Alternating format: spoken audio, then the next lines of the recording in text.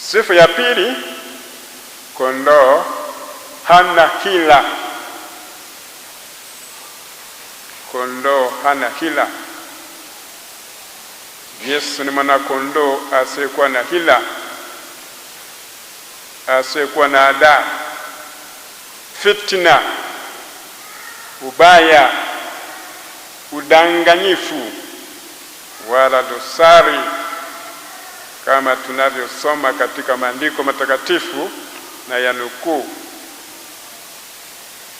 Lakini amkukombolewa kwa vitu vyenye kuharibika,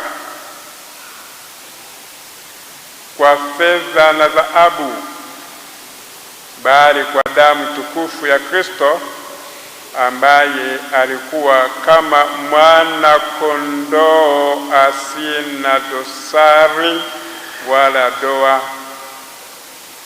Mwisho wa kunukuu kutoka barua ya kwanza ya Mtakatifu Petro mtume, sura ya kwanza aya 18 hadi 19.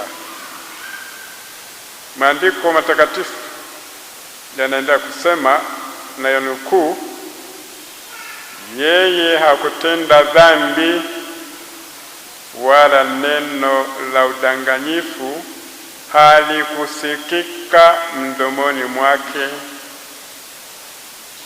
Soma barua ya kwanza ya Mtakatifu Petro mtume, sura ya 2 aya 22.